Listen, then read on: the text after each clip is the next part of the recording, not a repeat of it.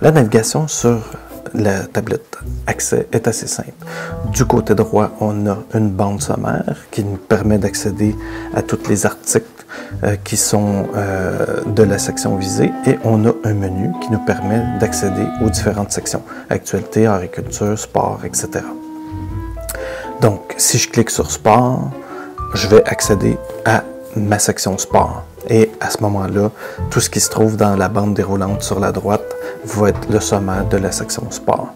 On a donc une série d'icônes aussi qui, justement, nous permet d'illustrer où est-ce qu'on peut interagir avec la tablette, soit en se déplaçant ou soit en cliquant pour avoir plus de contenu, plus d'informations, ou fermer une information, envoyer un courriel par exemple.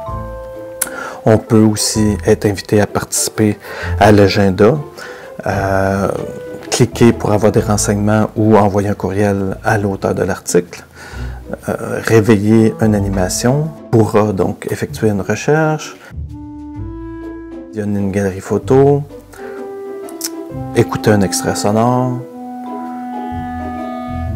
aller sur un site web, trouver des repères géographiques et voir du contenu supplémentaire.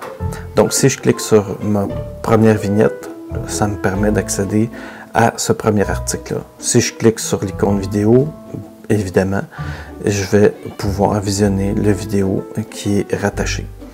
Dans certains cas, on va avoir des éléments graphiques qui vont être aussi interactifs. Par exemple, ici, la carte me permet, avec le petit icône, en glissant mon doigt, de défiler certains renseignements sur la carte. De même, ici, on a une galerie photo, un exemple de galerie photo où je peux visionner plusieurs images en lien avec mon article.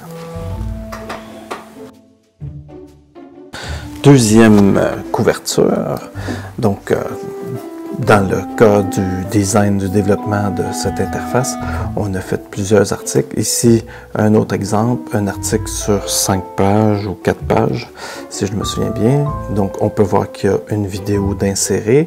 Dans ce cas-ci, c'est une vidéo YouTube avec un lien avec la vidéo originale de l'auteur. Et on pourra donc visionner la vidéo, écouter avec son ou sans son, c'est au choix.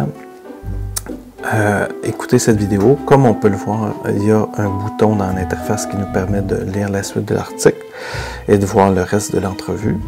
Donc, il faut savoir que pour chaque article, le contenu est toujours sur la verticale. Plus on défile de pages verticalement, plus on descend et on peut lire l'article au complet. Dans cet article-là aussi, on voit qu'il nous est présenté des extraits sonores.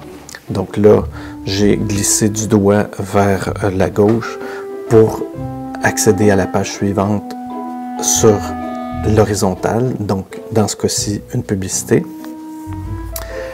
Et ici aussi, cette publicité-là est active, elle est animée et elle est interactive. Donc, en cliquant sur le petit curseur, le petit doigt avec les flèches, je peux faire défiler du contenu de droite à gauche et avoir plus de renseignements. Ici, on a un exemple de publicité où on a le petit plus qui nous permet de visualiser plus de contenu dans mon annonce.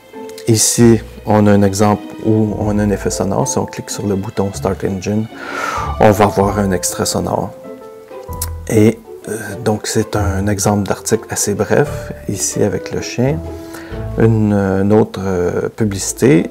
Il y a plusieurs types de publicités. Les publicités peuvent être animées, interactives ou statiques, donc qui ne se passe rien, grosso modo. Lorsqu'on clique sur la bande avec le nom de l'auteur de l'article, on peut accéder à sa boîte courriel et lui faire part de nos commentaires pour cet article-là, et on vous invite à le faire. Même chose sur cet article-ci. Donc, on clique sur le petit X pour refermer la boîte. Et dans ce cas-ci, donc on a un article sur 2 pages. Une publicité ici aussi. Et on verra que lorsqu'on veut revenir, si vous regardez dans le coin en haut à gauche, on a le petit icône de A qui nous permet de revenir à la couverture originale de la section dans laquelle on est. Donc, si je clique sur le A, je vais revenir à la couverture actualité parce que cet article-là fait partie de l'actualité. Si j'étais dans sport, ça m'aurait ramené à sport.